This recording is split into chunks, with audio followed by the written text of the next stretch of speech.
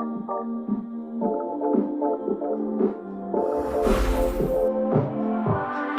miss that sexy smile, looking forward to see you. I hope I will lose control.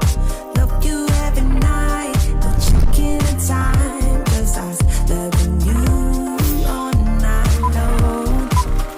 I can let you go, baby. Hello, everyone, and welcome. It's raining here. I was going to say sunny Florida, but you know, we're wanting for the sun right now. Let's just say that. Very special show for you today. Very special guest. I'm going to intro the guest, tell you a little bit about what we're going to talk about. And then I have a very special sponsor who sponsored this show today, who I adore and who has helped my health extraordinarily. So I want to share that with you as well. So first of all, today we have Sartorial Shooter. Very special guest who's going to be sharing updates on the Tate brothers. You know that they're under house arrest right now. I want to talk a little bit about what that means. We're going to talk about Andrew Tate's message directly to fans. We're going to talk about the tenets of Tate. We're going to talk about the Matrix. Did the Matrix target the Tate brothers? If so, how and why? And we're going to dig into, I want to ask Sartorial as well about the West and cultural decay. What's going on in the West? Is there a better place to kind of set up camp? What's going on? What are the differences between here? I believe he lives in Dubai. We're going to dig into that a little bit more. But the tenets of Tate will be a focus because Andrew Tate is someone who's been completely misrepresented, in my view, by mainstream media, by media at large, and frankly, by new media. With all of these clips, doctored, you know, take an hour interview and fuse a minute here and a minute there, and suddenly you see a guy who's not really the guy behind the scenes at all. So I want to get to the heart of the matter. I don't know Andrew personally, Sartorial does, and I want to get to who Andrew Tate really is and what's he going to be doing next. What are his next moves? All right. Before we bring Sartorial on, today's show is brought to you by Nadovim. Nadovim is a very special, very unique, incredibly effective supplement. I told you I was going to help you stay healthy, get healthy, protect you from the matrix. Nadovim is something I take 2 capsules every single morning. It's a substance called NAD. Have you ever heard of NAD? Joe Rogan does those NAD IVs. Celebrities are always rushing in to do those NAD IVs. NAD is a powerhouse for your brain. It's a powerhouse for memory, for focus, for concentration. It's a molecule that you need to do anything. Your body relies on it to produce energy and to do all things powerful and good, including the ability to do a show like this. As you age, you have less and less and less NAD. If you go through a toxic exposure, a chemical exposure, a mold exposure, you get an autoimmune disease, whatever it may be, your NAD oftentimes gets compromised. So enter Nadovim. Now, this comes out of the NYCIM, an incredible center I'm visiting in 2 months out in Huntington, New York, run by Dr. Thomas Schultz, who is brilliant and wonderful at getting to the bottom and the root cause of illness. And what they found is that the IVs in their clinic were very successful, but as we all know, it can get expensive, and maybe you don't want to be sitting in a clinic getting an IV in your arm all the time. So they created these capsules. I actually don't have it with me today because I took it this morning. I took them and I left them on my kitchen counter. They even come in a glass bottle, which I love, by the way. No nasty leaching of chemicals. They thoroughly test everything, so you know you're not getting any heavy metals, you're not getting your product compromised at all. Just pure, efficient brain food is what I like to call it. It has cat's claw, bacopa, CoQ10, glycine to increase absorption. And I will tell you, I suffered from a mold exposure recently, and it kind of knocked me out a little bit. I had the brain fog. I called them up. I started taking this stuff even more aggressively than I had been before. No breaks, 2 every single day, and it really has made such an extraordinary difference. If I had to go to a desert island and I only got 1 supplement, I tell you all the time, this would be it. Nadovim today, 20% off your actually, you don't need a subscription, 20% off your purchase. 20% off your purchase if you go to, you're going to use code Jedediah at checkout. You're going to go in the description, go down to my description. You can click on it, head right on over. It takes you to nadovim.com/Jedediah, and you're going to get 20% off. There is no harm in trying. I actually just got some for my mom. She's very excited. If you want to increase the power of your brain, your focus, your concentration, this is essential. Nadovim, I fully endorse it. I use it. I love it. And I love NYCIM. You should check them out. They are a powerhouse for your health. All right. Back to the show. Sartorial, welcome. Thank you so much. Please feel free to use the name Jewel. I've been doxxed and Jewel, cancelled, okay. So I wanted you to say it because I know how this business works sometimes. So now that you said it, Jewel, welcome to the show. It's been a pleasure to have you here already. I know a lot about you. I've been following your work and I've been eager to get you on for some time. We haven't met in person, but I'm really interested in hearing your perception on Andrew Tate, on the Tate brothers, and on what's gone down here. So first and foremost, I would just love for you to share in your own words with what you're comfortable sharing. What do you do? Who are you? And how well do you know Andrew Tate and Tristan Tate? All right, sounds good. First of all, those supplements, I think genuinely I'm going to have to order them. You should. You should. I'll make sure to get that discount code. And get your 20%, Jewel. Get your 20%. Yeah, I'll take it. I'll take every percentage point I can get. My name's Jewel. I'm a security professional who's been based in the Middle East and Africa for the past 15 years. I started my career in the Australian Army, learned a few languages, traveled around the world, and ended up in the Middle East. So a lot of time in Iran, a lot of time in Syria, Iraq, Saudi, the usual places. Mm-hmm. And I've been settled in Dubai for about the past 5-6 years. And I'd love to talk about Dubai and why I think it's a superior choice than the declining West. But my relationship to the Tates, and indeed the reason why I'm even public, obviously people in my line of work, it's not beneficial to be, I have people coming up on the street. And while it's lovely that they say positive things, hey, you've inspired me, or you and the Tate brothers have helped change my life, it's still a bit strange. I've spent a long time trying to avoid the cameras. And of course, I have a bit of fun on Instagram showing off the lifestyle to try and encourage others to go and create their custom-made reality as well. Mm-hmm. But I recently went quite loud simply because of the fact that, as you referred to earlier, the Tate brothers, their message has been distorted so clearly. Mm-hmm. A lot of false allegations, a lot of easily refuted lies have been spread. And so as their brother, with the code of brotherhood that we live by, I had to come out and speak. And so I will take I've had personal hits, professional hits, whatever consequences, I really don't mind. At the end of the day, if you can't rely on your brothers to stand up in times like this, then they're not really your brothers, right? So that's why I'm sitting here today. I've had the pleasure of being very close with the Tates for about 5 years. The brother from another mother term is very real with what we share, and I'm very grateful for that. And also to give some context, I'm not, and as I often say, I'm not an objective source on the Tates. Obviously I'm very pro Team Tate. They are my brothers. I consider them family, but I am a credible source. I've held very senior corporate roles in the past. I have a number of very important clients who I represent with discretion and professionalism. Indeed, back in the day, I held very high top secret clearances. I've been professionally trained in assessing people. I'm an investigator by trade, have been for well over a decade.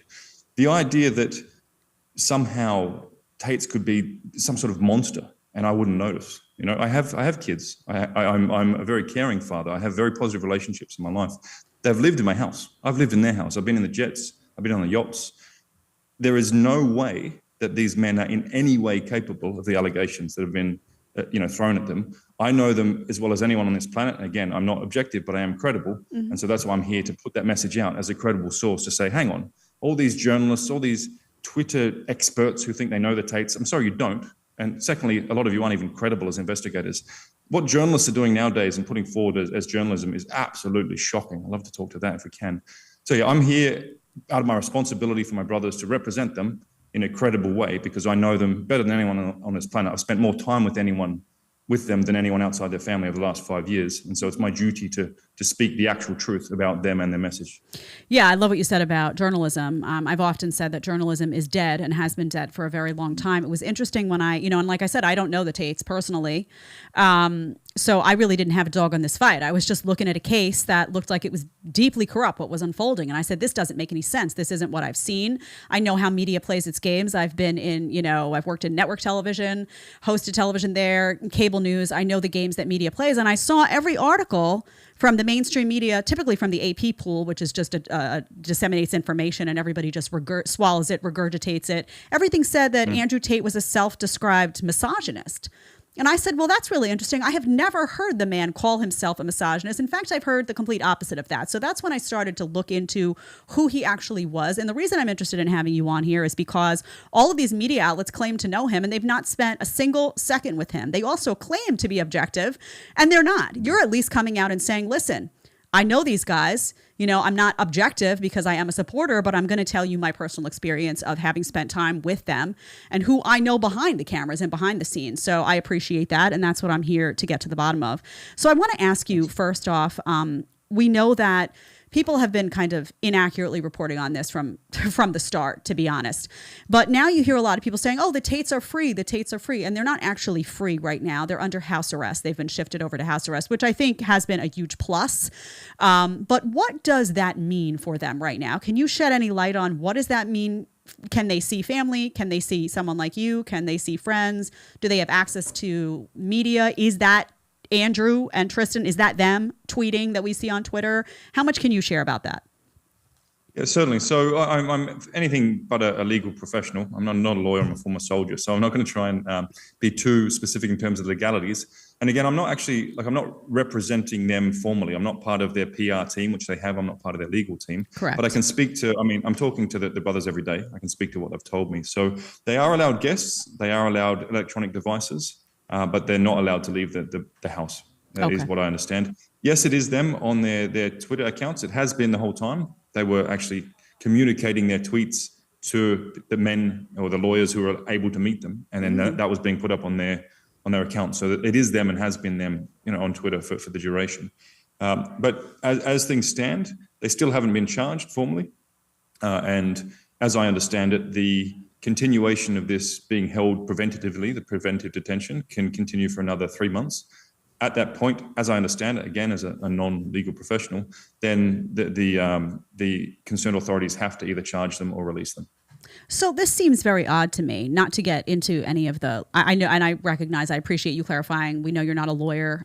We know you're not here to, provide, any sort of legal specificity to what's going on, nor am I.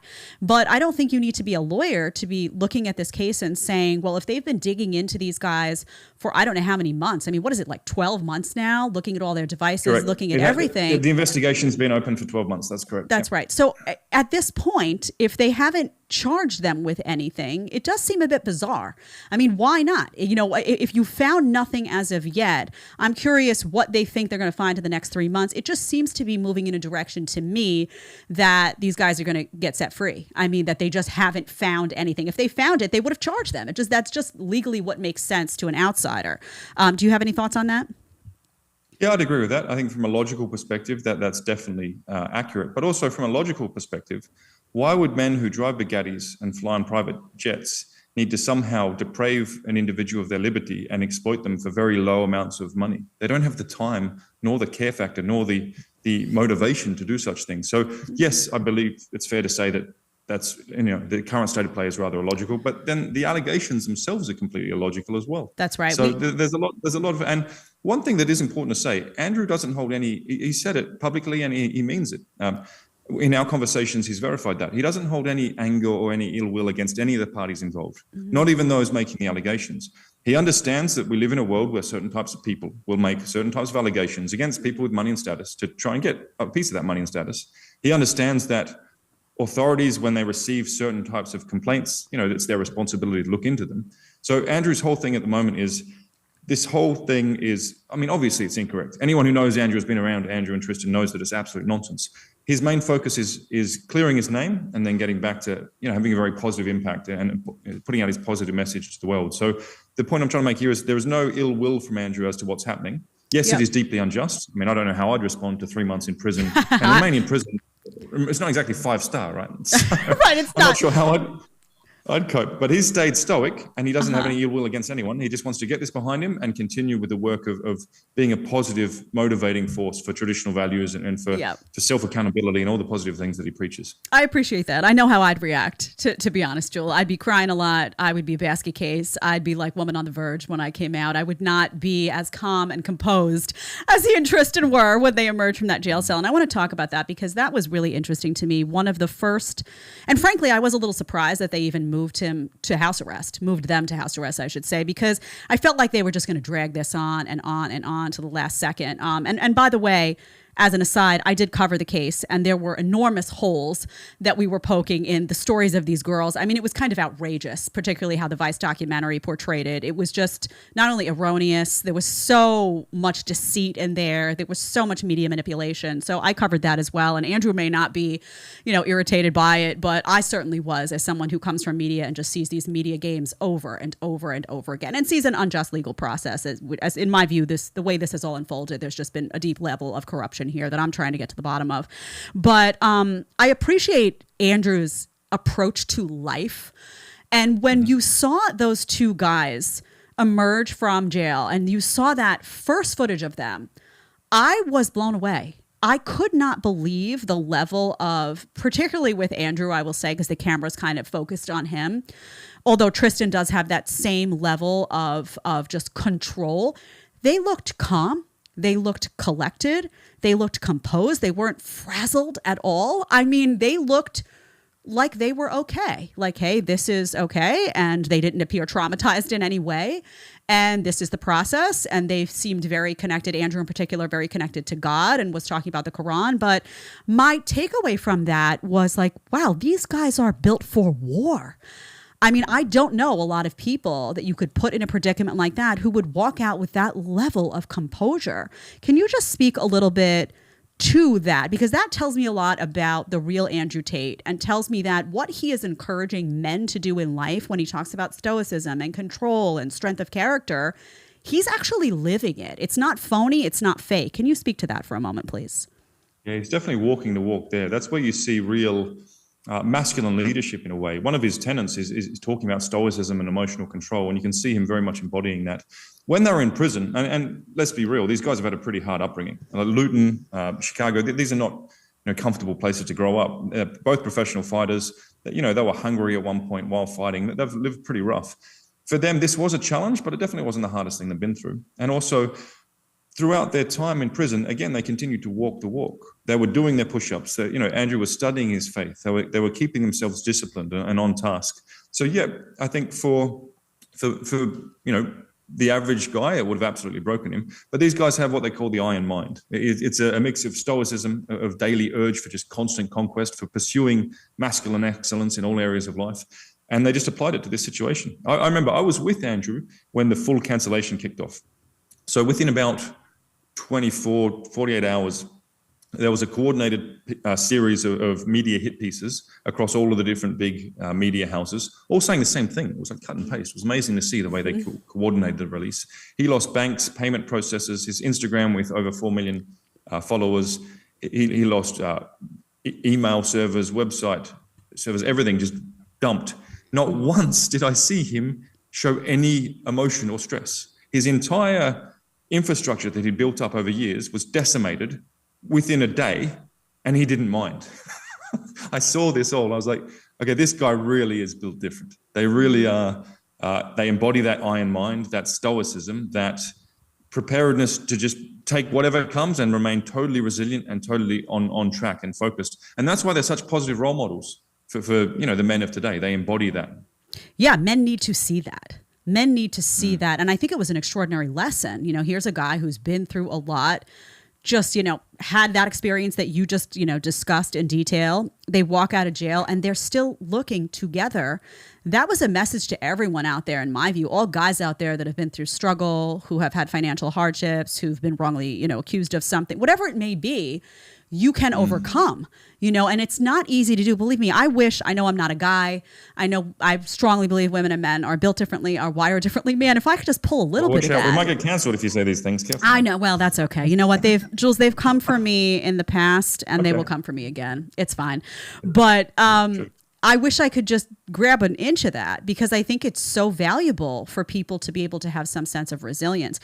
All of those things that you just described, though, are the reasons that the system, which is, in my view, largely very evil, very sinister, they can't stand him, because he looks unbreakable to them. And they like people that they can scare, that they can intimidate, that they can, weaponize different media factions against, and they can hush up.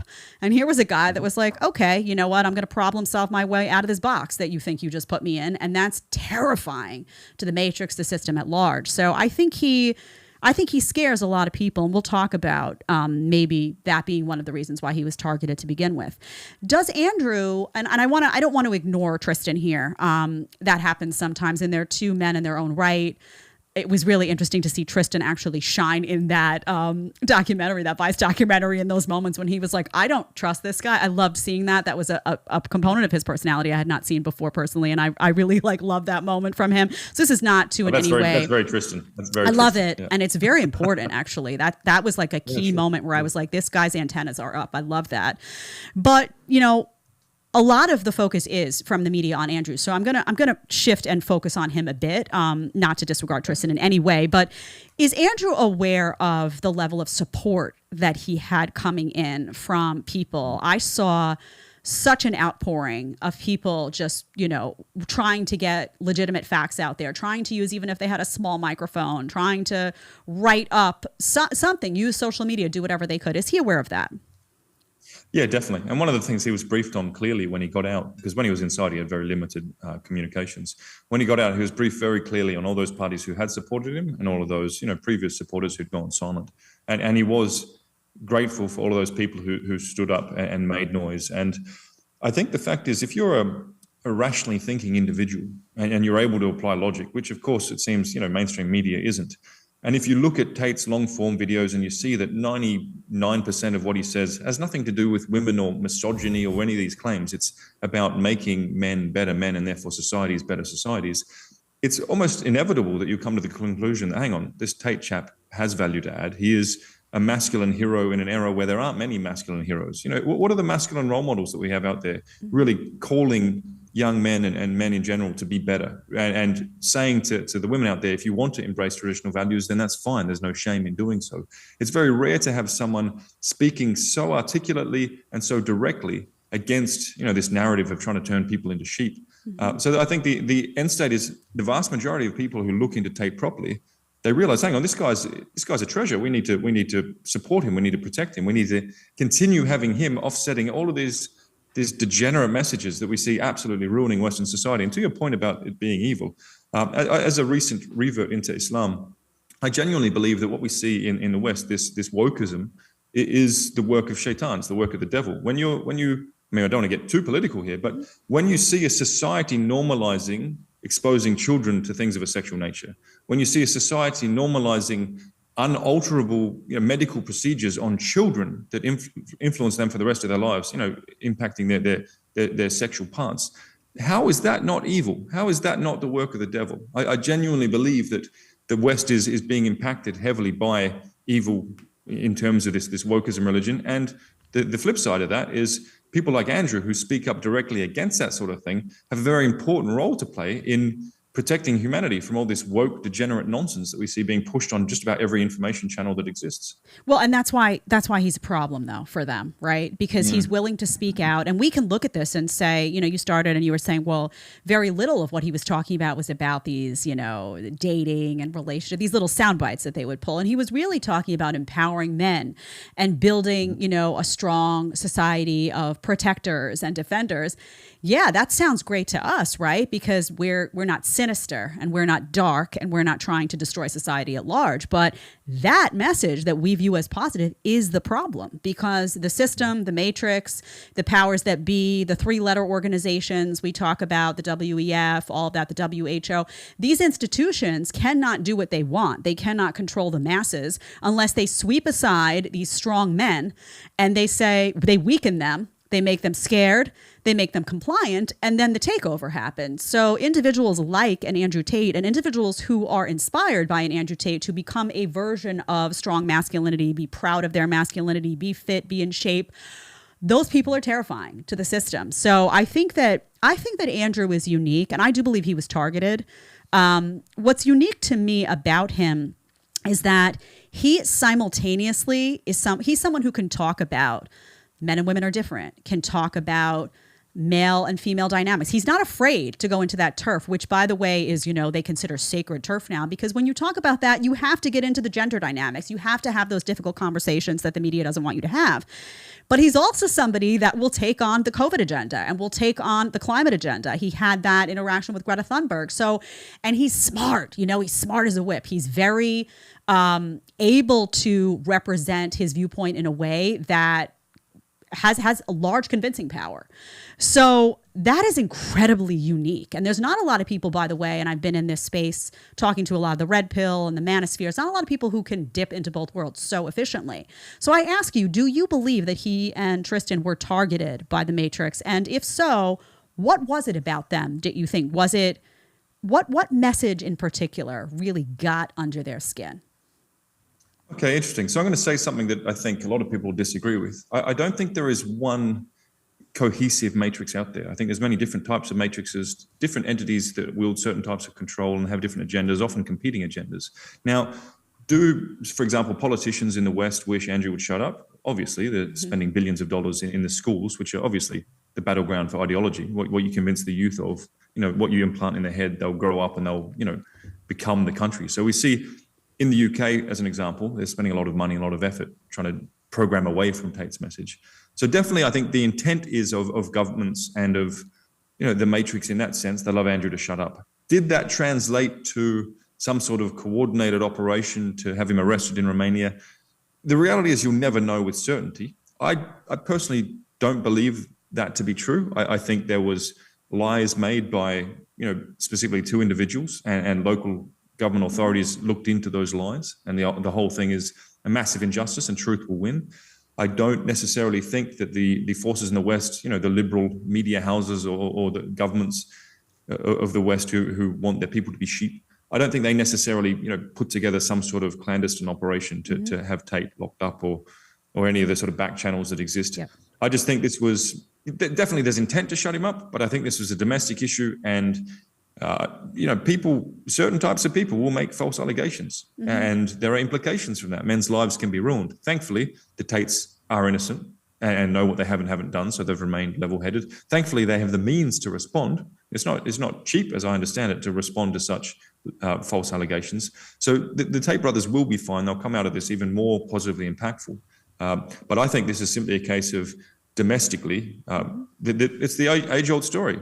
Some people have money and status and clout and all these things, and some people want to get a piece of that, and they lack ethics, and they'll do whatever they can to accuse the people with the money and status to try and get a piece of that. That's my personal view on these things. Yeah, and I tend to agree with a lot of what you said. I think this probably was largely a local political issue, and we dug into a little bit of the local politics in Romania and who could stand to win or lose by virtue of them being, brought into jail and all that. We dug into that already. I'm not going to rehash that, but I also do believe that interaction that happened with Greta Thunberg, I think it made all of the sinister people at the top of this matrix pyramid, and I do believe that there is an umbrella here. So there are different factions, 100%. You have, components of the U.S. government, you have components of foreign governments, you have large three-letter organizations. There's multiple entities that make up the matrix. But I think that a lot of people that were sitting at the top of those pyramids saw an opportunity. So it would not surprise me one bit, and I obviously can't attest to this 100%, but it would not surprise me one bit if there were some phone calls made or some things happened behind the scenes where there were some conversations that maybe didn't cause an arrest, but certainly didn't assist in things being handled properly, because we know they are American citizens. And I kept saying, what is going on here? Why are they still in jail? At one point, there wasn't proper access to their American attorneys. There were just things that went on where I would come on air and feel very comfortable, and still do, saying, the American government is not rushing to help this guy. They're not. And if he were a different guy with a different message, if he were woke, or if he were, some outspoken, had a big sign that said, everyone is trans, and a big, BLM sticker on, and had all the woke pins, and, was waving, Joe Biden's reelection is essential. I just have a feeling things may have gone down a little bit differently in terms of willingness of the U.S. government to intervene when it was very clear that something was going on that wasn't kosher, shall we say. So that's where I stand on that. I want to talk about I don't see any fault in that logic at all, to be honest. I think it's very sound. I want to get to the real Andrew Tate a little bit here. One thing before we do that, you mentioned the schools. And that's really interesting to me, because when this whole story emerged, what you saw, and we covered some of it, we saw article after article about schools that were combating the Andrew Tate message, and we're gathering their students and mobilizing programs inside, UK schools, all schools everywhere, really, to say, like, this guy is a misogynist, and we need to teach young boys in particular how not to be like him. As someone who knows the Tates and who has children who I'm guessing have spent time around the Tates, can you please comment on that? Right. That's correct. Yes, indeed. So it's a very interesting one. I think, first of all, it's incredibly patronizing to think that the young men who consume Tate content are unable to tell when he's playing a character. Now, okay, you could say, and of course it's impossible to quantify, you could say some of Tate's content, if viewed in the short form, could be taken out of context and could lead to poor behavior, sure. However, to every one individual where that might have happened, there's likely thousands who've gotten messages from Tate and gone on to make positive behavioral changes and become better individuals. Now, Tate is very aware of his global influence now. He's also very aware of this propensity for the world to cut things up and push out, that which is edgy or might get a reaction. So you can actually see now, if you want to see, the current Tate, on Rumble, he has his final message. So if you search Rumble, Tate's final message, that's where you see a very grounded, very calm, non-verbose, not playing that bad guy shock rapper sort of tactic, which worked. He became, the most Googled man in the world at one point, using this character to play up a figure. If you go and you actually watch his long form content and you dig into what he's about, it's impossible not to see that it's incredibly overwhelmingly positive. And the young men who are consuming his content tend to do it long form. This is the thing. Mm-hmm. The haters will view the short form stuff and say, oh, what a dangerous message. The supporters, the haters will watch the short form. The supporters will watch the long form, in which everything's pretty much positive. And so this idea that young men in today in schools drastically need to be reprogrammed so that they don't view the Tate message as positive, the people pushing that haven't watched long-form Tate content. Mm-hmm. They haven't read the Tenets of Tate. They haven't watched that final message on Rumble where you see Tate saying things like, all right, when I had 10,000 followers on YouTube, I did make a bit of noise and, I got a bit loose and I said some crazy things to get attention. He's mastered the attention economy. He knows how to bring in attention and monetize it. But you see Tate in that final message say, I'm cognizant of the fact that I now have a very big platform. I'm also cognizant of the fact that the things that I say can be cut up and presented, in a way that isn't my intent in delivering them. So I'm a lot more careful of what I say. A lot of this hate towards Tate is bringing up stuff from, 8, 9, 10 years ago, mm-hmm. and saying, oh, look what he's doing. Again, that was when he had 10,000 people listening. Now that he has millions, he's a lot more selective with what he says. And again, anyone who takes the time to look into Tate, read the Tenets of Tate to see what he stands for, watch his long-form content, they'll actually see, hang on, this guy is an overwhelmingly positive, message in terms of what he's putting forward for young men today. Mm-hmm. And in a world where all of these feminists and haters or a lot of women in the West are saying, where have all the good men gone? What Tate pushes, self-accountability, working hard, discipline, saying no to hedonism and pursuing excellence in everything that you do, providing for your family, for your loved ones, being that traditional man, patriarch who looks after his people. This is what the world needs. So the fact that all these people think he's somehow some evil guy, they haven't watched the long-form content. They don't actually understand what Tate's about. And this is another point. Everyone in Tate's Inner Circle came out real fast, everyone. JW, Sterling, myself, we all came out. Okay, I was a bit slow to come out because I was still a bit of a private individual at that point. But I did come out and then got doxxed and went through all sorts of fun stuff. But we all came out and said, hang on, we know the real Andrew. The real Andrew is super respectful. I've never even seen him be impolite to a waiter. The guy who's cleaning the cars. Like, it doesn't matter the social pyramid. The level of status that someone has. He's polite and respectful to everyone. I've never once in 5 years seen him act in a disrespectful way towards anyone, man or woman. That is the real Tate. He practices what he preaches in his long-form content and in the Tenets of Tate. Incredibly principled, incredibly ethical. He's got a big heart. He's actually a very empathetic person. He really looks after his people. So everything about Tate, and I'm quite passionate about this, hence the sort of long-form ramble that I'm on here, everything about the real Tate is incredibly positive, and it's messages that the youth of today, the men of today need. There are no masculine role models telling them to be good men that they listen to anyway, right? Yeah, no, they can do it in a way with fancy lifestyle content, so people actually want to hear it.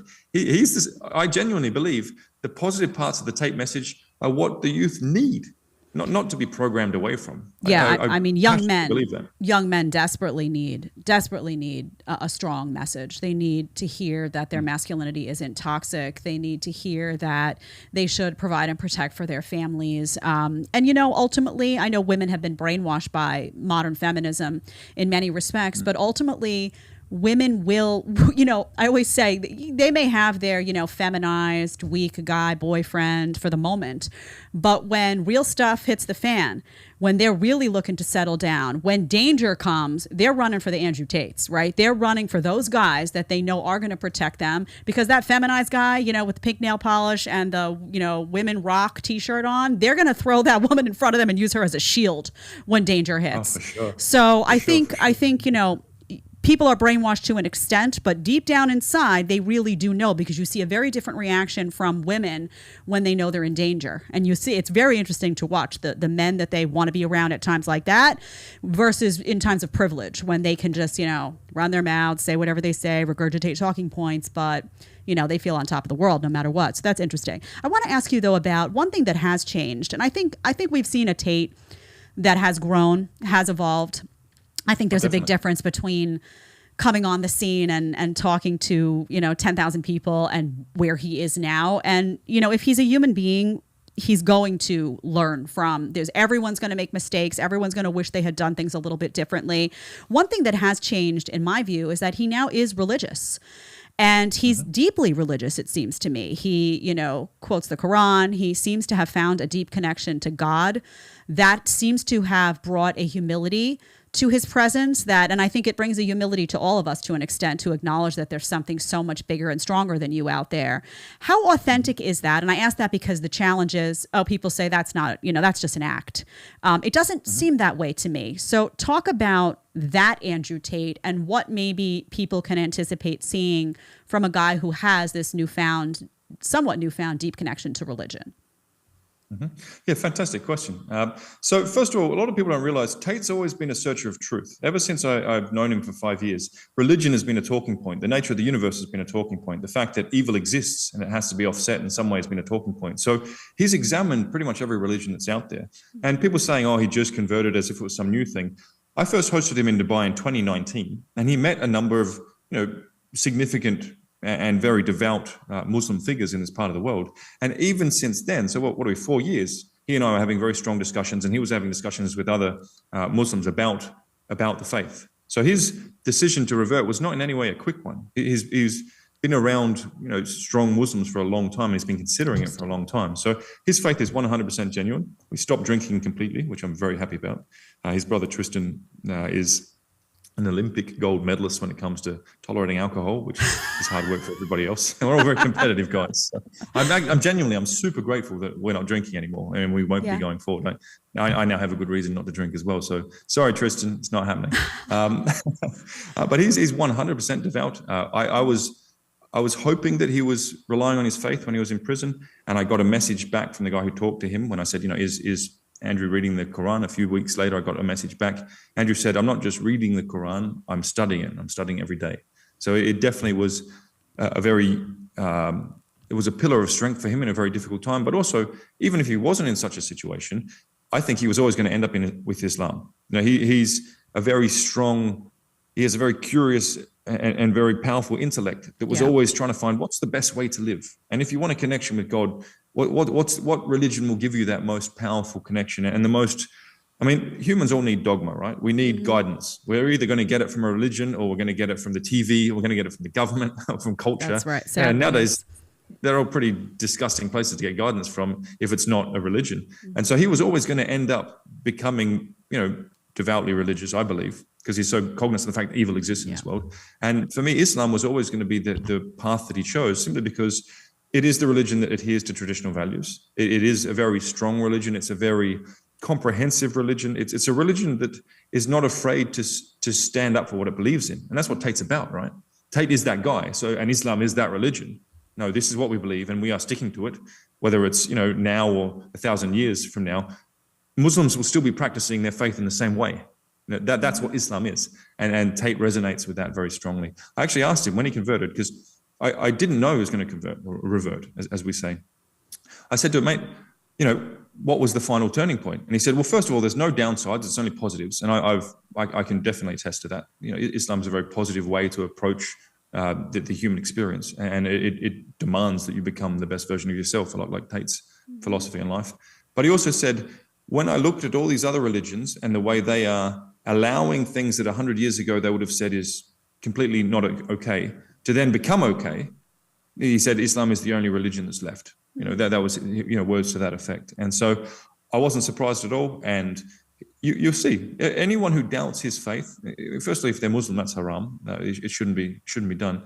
But you'll see over the next, when he's out and he gets back on, loud media wise, his faith, he takes it so seriously and he's so in touch with that. And I've seen a different Tate. He's more calm now as a result. Anyone who doubts his faith will see over time how sincere he is and how serious he is. And I think it's a beautiful thing. I think it'll bring a lot of positivity to his life. And I also believe that he will bring a lot of positive attention to the importance of faith. And I think, that's what a lot of people in the world now need. I think a lot of the Tate haters, they're living in a godless society and they have a godless existence. They need faith. Mm-hmm. Yeah. So I think it's very positive what Tate is representing as he becomes more and more in tune with his chosen faith, that of Islam. I want to get to he has 41 tenets of Tate, so we won't be able to do every one, but I want to get to some of those in a moment. But I want to ask you, just as someone who spent a lot of time with him personally, what have you learned from Andrew Tate? Is there something that you've changed about your life for the better, or what is if there's one thing that pops out for you, what would that be? I'll try to be concise here, but there's a lot, to be honest. I don't want to drag things on, but I've completely rewritten my approach to life due to Tate, my daily routine. I've become more stoic myself. I have brotherhood thanks to his organization, the War Room. We have thousands of men around the world all pushing and encouraging each other to attain that masculine excellence in all areas. But a bit of an insight to Tate, how he lives. Tate's one thing is conquest. Tate doesn't eat during the day because he likes it when he's hungry, because that's when his mind is clearer. He wakes up angry and he will not eat until 5, 6, 7, until he's put in a certain amount of training in the gym, or he's made a certain amount of money, or he's set up a new business initiative, or he's learned a certain skill. He is so driven for conquest daily. This man doesn't have days off. He doesn't sit and watch TV, and if he does, he's on his phone anyway. Every waking hour, he's focused on conquest. And so what I learned from Tate is people aren't really trying. Like everyone's, and this is directly what Tate taught me, everyone's in love with the idea of being successful, but no one really loves the reality of being successful. Because again, if you've got time for watching football or playing video games or regular sleeping patterns, then you're not working as hard as you could be. And when you see someone operating at Tate's level of output, that high frequency living where every waking moment is spent on conquest, on bettering himself and looking after his people as well as he can, you realize, hang on, well, I'm not trying. It's almost like you see what's possible in terms of your output as a human. So I am working so much more effectively. I'm putting in so much more concentrated hours every day. I don't get tired anymore. I don't get stressed. By being around the Tates so much, I've learned to up my frequency as a man, my stress tolerance, and just that constant output and focus on conquest every day. I haven't had a day off or a weekend in as many months as I can remember. And I learned that from Tate, how to really optimize yourself as a person and just conquer every single day with this undying energy. And of course, the Brotherhood in the War Room, the organization that he set up, it helps you sustain that as well as a very powerful value add as well. So that's just one example, and there are many. I've learned Tate's been the single most impactful man I've ever met in terms of what I've learned and then gone on to implement in my life. That's so fascinating. And while you're talking, I do a lot of my show around these differences between men and women. And while I'm listening to you, it's just so abundantly clear. And I think there are a lot of men that could, aspire to what you're saying and could feel really healthy and robust and alive doing that. I'm exhausted just listening to you guys. I'm going to be honest with you. By 5 o'clock, sometimes my husband will do that, and he knows that Tate does that. And he gets the newsletter and all that, but sometimes he'll do intermittent fasting, and he's busy. He's getting stuff done, and he doesn't eat till like 5 or 6 p.m. I've eaten 3 meals already. I've stretched. I'm exhausted just watching you guys do what you do, but that's why you're so important, because I think we are wired differently.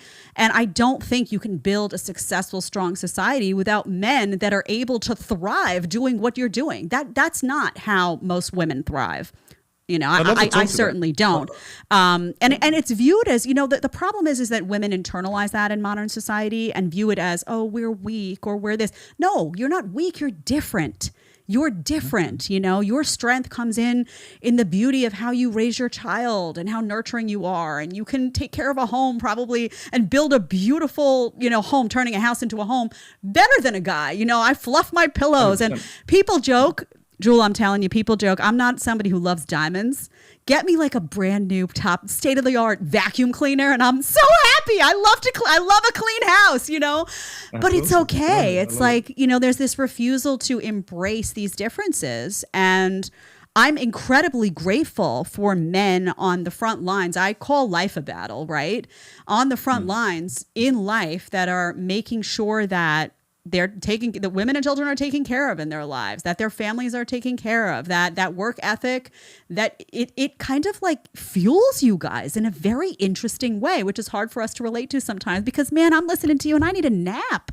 I'm not going to lie. Yeah, I love it. Well, I'd love to talk to that. And the one thing that brothers can't give each other is that feminine care, that because men like us will just work till we die. So it's very useful to have a good, grounded, feminine woman who says, hang on, I think let's go for a walk and enjoy the sunset, or, hey, you're not eating enough, or, hey, come on. Like that feminine care, that ability to sort of bring water to the fire, it's essential as a high-performing man. You need it or we'll just die from overwork. So, and that's where that cohesive relationship between traditional man and traditional woman, where the man is all about conquest and struggle and challenge, and the woman is about nurturing and caring and slowing him down and making that home a sanctuary from the combat of the world outside. That is what relationships are. Why are we pretending it's a bad thing? Show me a relationship where we have this modernity, equality, and the man and woman are both competing to basically be more, who can be the most masculine.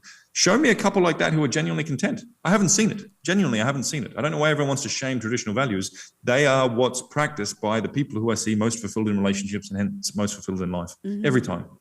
Yeah, well, I think women have been brainwashed to feel that, again, that's a sign of weakness for them. Because if we're not competing with a man, or we're not acting like a man, or, oh, it's a man's world, so you got to act like a man. If we don't follow that path, somehow we're going to be less than, or we're going to be oppressed, or we're going to be unhappy.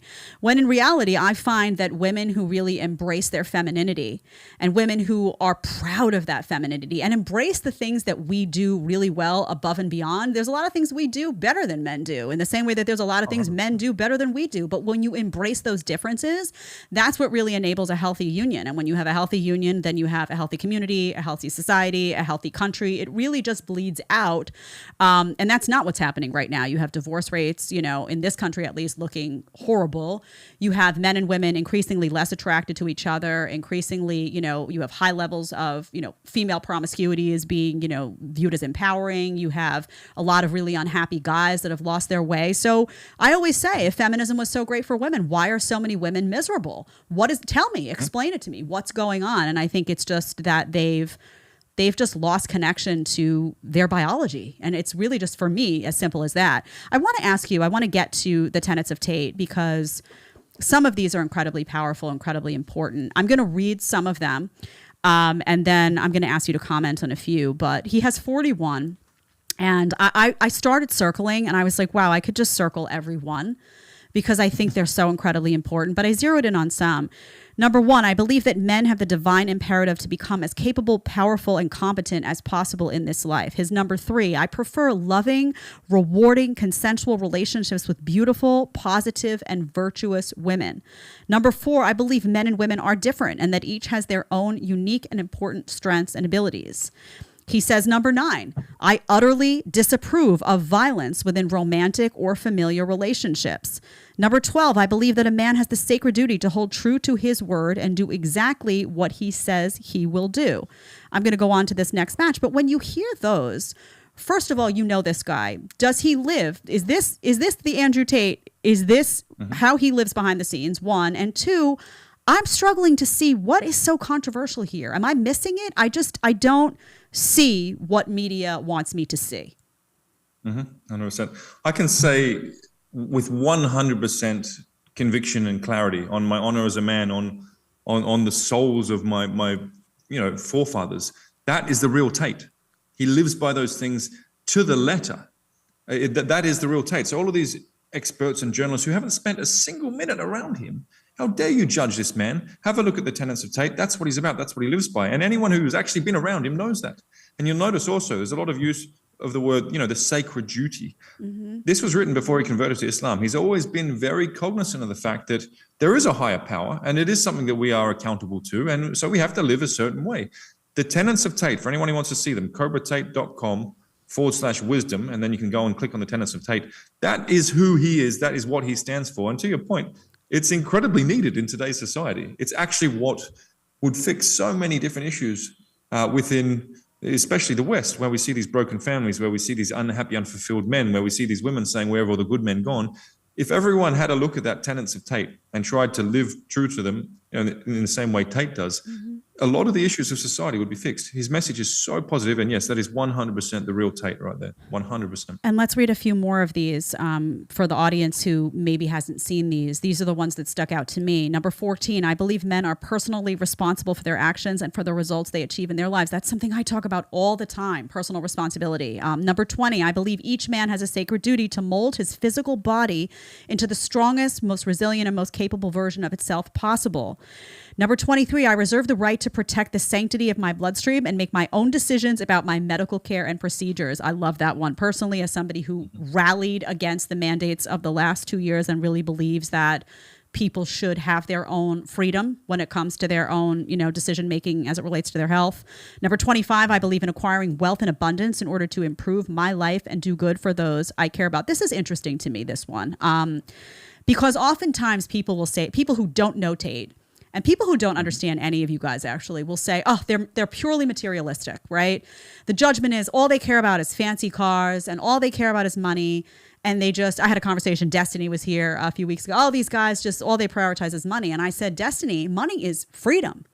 Money is your ability to choose and live the life you want. Money is you saying, I don't want to put my kid in this school because it's an indoctrination camp. I'm going to pick my kid out. I'm either going to homeschool or I'm going to do something that's more expensive over here that has a little bit more of the care that I believe is important because I have that financial freedom. And to me, I never saw it as a message of, follow my path. Oh, get the fancy car. I saw it as like, hey, this is what success looks like for me. This is the life I'm building myself. I want you to build what success looks like for you, but I want you to have the financial empowerment and freedom to not be, have to cater to the state, to not be, oh, there's a mandate, so I guess you lose your job or you comply, to not have to live in that tyranny. That's how I saw it. Correct me if I'm wrong. Yeah, I'd love to speak to that. So first of all, people who want to say that Tate's just materialistic, that's just cope. They're not putting in the work that he is. And also the thing about Tate and I, take away all this material stuff, we'll be fine because we know we can build it again. We've got brothers around us. Tate and I have, what we call the move to the beach plan. If we lose everything, we'll move to the beach and we'll start some fishing business. We'll be fine. We are not attached to any of this. And I'd like to tell a story I've never told on camera before, just to prove how much Tate doesn't care about money. So we were driving. I was in my Ferrari. I think we were backcountry Montenegro. He was in the Bugatti. Bugatti got a flat tire. We pulled into a small garage. And he had to lift up the Bugatti in order to take the tire off. And it was a very sort of third worldish type, almost exaggerated how bad it was garage. And one of the guys who was there, Kevin, good friend of mine, he's very technical. And he said, hey man, this is a carbon tub. If you raise this Bugatti, a €5 million bit of kit in the wrong way, if you put the wrench in the wrong area, you'll crack the carbon tub. That car will be a write-off. Tate said, I don't care, do it. I'm like, Andrew, bro, this is a €5 million car. Can we please at least Google or try to figure out? He's like, just do it. I don't care. Tate doesn't care about money at all. Mm-hmm. He doesn't care about material things at all. He enjoys building and flexing and having fun and showing what's possible. He showed me what's possible. I started putting in the extra work. I got brothers around me and I built, a reality that's abundant as well. He cares about money and that it's his ability to look after his people, but being attached to material stuff, he genuinely doesn't care about a €5 million Bugatti. How are you going to call him attached to material things? He loves the lifestyle and the living because, again, he came from very humble means. Right. He's new money in the same way I'm new money. And guess what? I'm proud of the fact I'm new money. No one gave me any favors. I built what I did. He built what he did. If we want to go and enjoy our lives and do what we love, which is, smashing cars around the world and going on adventures with the brothers and documenting it to show other young men what's possible, Tate doesn't only just do that. He has a platform called The Real World, if you're aware of it, in which I think there's over 100,000 recurring members who are learning the art of the side hustle. If you walk around with Tate, and I invite you to do it one day, watch how many young men and young women come up and say, hey, Hustlers University, The Real World has changed my life. I've managed to, retire my mum. I've just bought my first car. I'm now making a supplementary income, so I'm able to look after my family. People come up constantly giving positive feedback about not only has he inspired them and shown them what's possible through his flexing,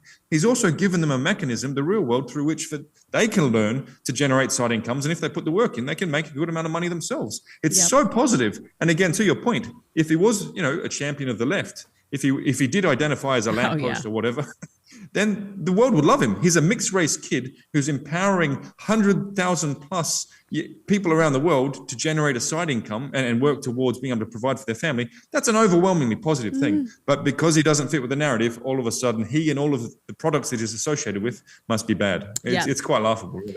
Yeah, that's how the media is, right? They put you on the red carpet if you're saying the right talking points, and if you're saying the wrong ones, they try to censor you and silence you. I mean, the reality is that everyone likes money. We like different things, right? Like, so I'm not into cars and I'm not into fancy clothes, but my entire freezer is stacked with very expensive farm-raised meat. That is my baby. That's wealth. Yes, I love it. Like when my eggs are stacked from the farm, that's how I enjoy success. That's what I care about, you know, and everybody cares about something different. I'm not here to tell you what to care about. You're not here to tell me what to care about. But the point is to have that financial freedom to be able to build a safe and secure life for yourself, for your family. And my husband makes sure that that's possible every single day, which is something that I'm incredibly grateful and thankful for. The reality is that all of the women that can't stand you guys or think they can't stand you guys, if they in quiet had to go into a room and say, all right, make a list of, let's say tragedy strikes, or let's say tragedy did strike, right? And they had to go into a room and say, make a list of 5 guys. They're going to be on this island with you and they're going to make sure that you get what you need. You'd see that list. It would be like you, Tate. I mean, I know the list I'd have: my husband. Then I'd give you a call. I give Andrew Tate a call. I think I would take Luke and Nate Belmar out there because they're really good about that. I mean, I know who I'm calling for this, right? And it's not going to be some liberal, feminized, you know, twice vaxxed, 3 times boosted, feminist rock t-shirt, pink nails guy. It's just not, because I know my odds in that situation are not going to be good. So they know exactly what's going on here. They just don't like to admit it. I want to ask. It doesn't have to be a crisis situation either. It can just be day-to-day reality.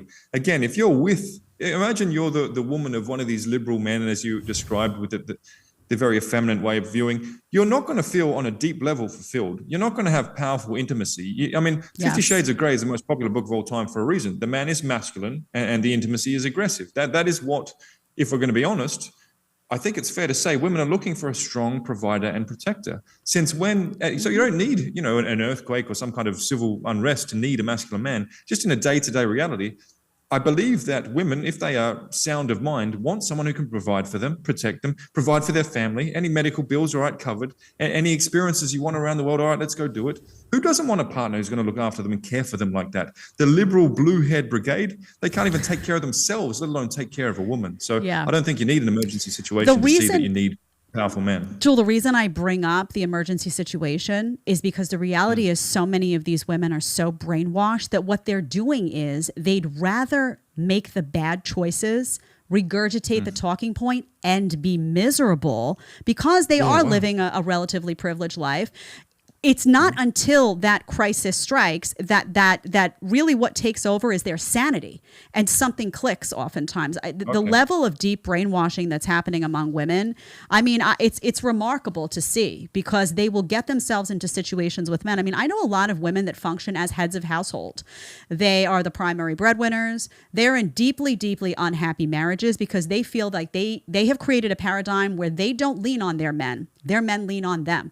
And they're unhappy. Oof. And they're always looking toward, who they look toward? That strong masculine guy out here who's, running his house. And that they're always got that side vision going on, because what's going on in their house doesn't make them feel safe or secure or happy. So, but they can't break away from the feminist talking point, which is, you got to compete with a man. So sometimes it takes that pandemic, I say that in quotes, but that's something that shakes you. And for me, let me say, the last couple of years in this country were so awakening for me, because I looked around and I was like, where are all the guys? Where are all the men? Like, where have all the cowboys gone? When I would see these strong, tall, sometimes, or muscular, my husband's like a stocky guy. When I would see these guys go to the grocery store, double and triple masked, these guys that were terrified of their own shadow, these guys that were, sticking masks on their children to go to school, I was horrified, because I said, if those are the guys that are supposed to be on the front lines, forget it, right? Forget it. Because if they're having an emotional breakdown, I can't even imagine what all the women are doing. So what happens? It was a very scary scary thing for a female to see, because we rely on those strong guys. You know, those of us who have our sanity intact know that we need you guys out there. We need you to not be afraid and not have an emotional breakdown when I'm having one. Let me have mine. I know. I'm emotional. I'm a woman. It is what it is. Props to you for having the self-awareness to choose your own belief systems instead of just being a sheep who does what the TV tells her. I think it's a very rare quality in today's world, and I deeply respect it. Well, Jewel, I lost a couple of jobs doing that. I'll just tell you that. I lost a couple of media jobs doing that, but thank you. Sure. I want to ask you about the West. I know you wanted to talk about, it's the last topic of the day, but you're in Dubai. The West is in massive cultural decay. If you can speak a little bit to the differences between what is life like in Dubai? Why should people consider, especially people who really do love America and feel so strongly about, you know, what this country was founded on? They have a hard time thinking that they could relocate to another place. What is the draw in Dubai? Why should people consider it? I mean, I think on a surface level, the age-old principle of go to where you're treated best. Now, on a deeper level, I think, what is freedom? We all want freedom. If you're living in the West and it's a democracy and it's free, but the elections are arguably rigged, you don't have any personal sort of freedom as to what you can or can't say, and you get cancelled. In places like London, you can't even walk down the street with a nice watch on without someone coming at you with a hammer. Is that really freedom? You can't even send your kids to school without being concerned they're going to get programmed with all sorts of degenerate nonsense. Is that really freedom? Whereas you come over here, it's in the UAE, it's not a democracy, but wow, it's the safest, happiest, freest place I've ever seen. Respect the government, respect the rule of law, respect the religion, and you literally have a utopia with which to raise your family. There's no weird alphabet agendas being pushed down the throats of the kids in the school here. You know, there's no street crime. You know, it's an incredibly safe place. There's no overarching government trying to tell you that you should or shouldn't live a certain way or say a certain. There's no push to essentially to sign up to the religion of wokeism. For me, Dubai and countries that are traditional in their values and where the leaders, have a relationship with God. You know, godless societies are always going to be rocky places. Humans are one thing I've learned from years of working in some of the world's most dangerous places, humans are pretty evil creatures as a general rule. If we don't have a relationship with God, if we don't feel accountable to a higher force, we're going to do bad things. We're going to be selfish. If we're politicians, we're going to grasp power at the expense of our constituents. Whereas when you come to countries where the leaders do have a relationship with God, the laws are tied into religion, as we see in many countries in the Middle East, that of Sharia law. It's almost like a guarantee that, when it's executed effectively, you're going to have leaders who are just and and Dubai is the perfect example. The leadership here, they can walk down the street. They don't need, big security guards around them. Security's there, of course, you just don't see it. They are actually genuinely caring for their people, as opposed in the West, where I don't think you could say the politicians really care about their people. No. Is that really the first world where it's dangerous? Your kids are getting programmed with weird stuff and you are getting told that you must basically subscribe to a certain ideology or you're a bad person. Whereas over here, in what many people would have thought of as a less developed place than the West, you have safety, you have freedom of thought, as long as you don't criticize the government or religion, that's fine. I think people should have some constraints on them. And you have an environment where you can raise a family without being concerned that wokeism, that mind virus is being pushed on the kids. So I give massive respect to the leaders of this country. I think UAE is the best country in the world to live.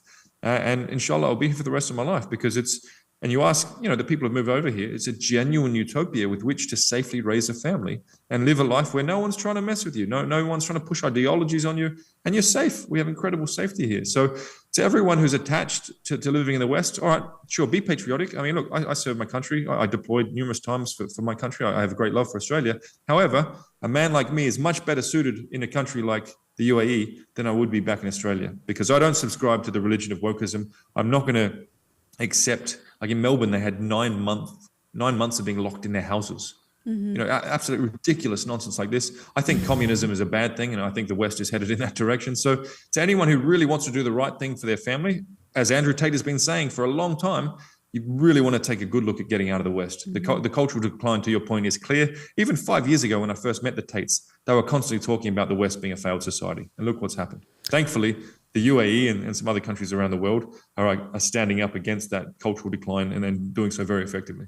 Yeah, I mean, and even for people listening who maybe, don't like some of the rules in the UAE, that's fine. But it is an interesting parallel because you look in countries, and I'll use, the United States as an example. There's been, over the years, more and more of a desire to remove God from every institution. This country wasn't founded without God. There were Judeo-Christian values that were woven into the founding of the United States, and that was a deep part of what made this country so amazing. But with all of this wokeness, you've had that constantly be trying to rip it away. And that, I think, has led to a lot of the problems that you've seen emerge. It's a lost society in many respects. So it's been interesting to watch other cultures take a very different approach.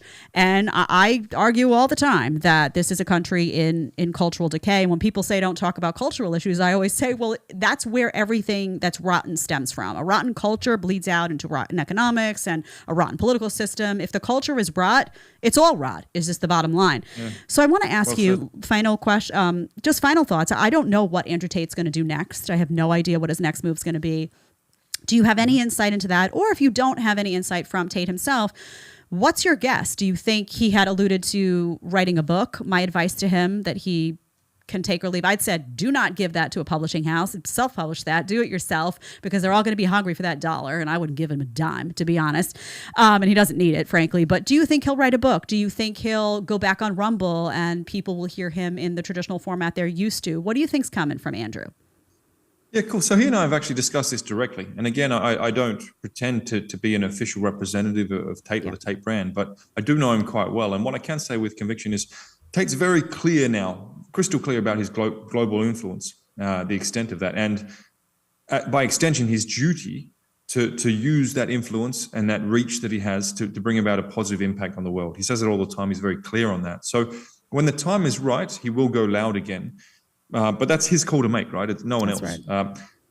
I believe, and Tate does too, that he has quite a significant role to play in the path that humanity takes. It's that important. He is speaking directly against Shaitan, if you will. Do we descend into like lazy degeneracy and modernity and chasing hedonism and using drugs and godless, failed society, that decrepit culture that you talked about? Yeah. Or do we live disciplined, productive lives with a strong relationship with faith, with our society? Do we provide? Do we protect for our families? There's two very different courses through which that humanity can go down, and Tate knows he has an important role in influencing that path. And so, all those people are like, "Hey, we want Tate to speak and go loud." He's faced with a very complex chess game. If he looks at all the different factors and all the different risks involved, so I think more than most people understand, there are many different factors involved, and Tate's going to make the best move on the board. To answer your question, what he's going to do, he has an incredible intellect. He's very, as we know, stress resilient. He has that iron mind. So anyone who's a true supporter of Tate will understand he is assessing the chessboard right now. He will make the best moves, and they will turn out to be the right ones. He will be freed, whether that's through a trial that then finds him innocent, because facts are the facts, the truth is the truth, or he'll be released without charge. He's not going to make any noise against the individuals or the entities who locked him up. These things happen. He's at peace with that. His main focus is clearing his name and getting out there and contributing that positive message. So he will be, I think, a lot wiser. You won't see that old character that he used as much, but you'll see a very powerful voice for traditional values, for protecting, providing, taking care of your family, contributing to society, being accountable as a man. The Tate that comes out will be, when he does decide to go loud, will be an even more powerful voice for positivity in the world, as per the tenets of Tate, as per the Warham community that he's built, an incredibly positive group of men that we have. And by the way, anyone who wants information on that, you can write to me on Instagram. I will endeavor to respond. I'm a bit time poor, but I'll try to get it. So Tate, not only has he built these principles, he lives by them. He's aware of his influence that he has. He's built a community of men in the Warham who also live by these principles and support each other to be the best version of man that we can be in all areas of life. He is actively doing everything he can to use his platform, to use his intellect, to use his insights to improve humanity. That's what he's here for. That's what he wants his legacy to be. So that is his next move when the time is right, whatever will most amplify his positive impact on humanity. That's all he's here for at the moment. He's still going to enjoy living the good life. But he's so crystal clear about what his purpose is on this earth. He's really, really, really fired up about using his impact, his influence in the most beneficial way that he can for all of humanity. And he says it all the time. He's really clear on that. Well, Jewel, you let him know that if he figures out a way how to bottle that calm he has, in just a little capsule, I could take it alongside my nat of him in the morning. It would be very helpful to people like me. I'm teasing, of course. I know there's a lot more that goes into it. Back to the supplement. Yes, exactly. Well, I want to thank you, Jewel, for being here. I knew it would be a great discussion. I thoroughly enjoyed speaking with you. If people want to find you, where do they go? What's the best way to reach you, to contact you? Plug whatever you'd like to plug in this moment. Okay, so look, I'm not a clout person. I don't see benefits of being well known. However, I do feel that by being around the Tates, I'm able to amplify their message and their positive impact in the world. And that's what I'm doing. That's why we're talking. That's why I have gone loud. So I am on Instagram. I'm on YouTube. I will try and reply to everyone who's interested in the war room and with questions, because I passionately believe in it. It's incredibly positive. And the way Vice tried to slag us as somehow a negative group, it's the most supportive community of men driven to be the best versions of ourselves and look after our families that you ever find.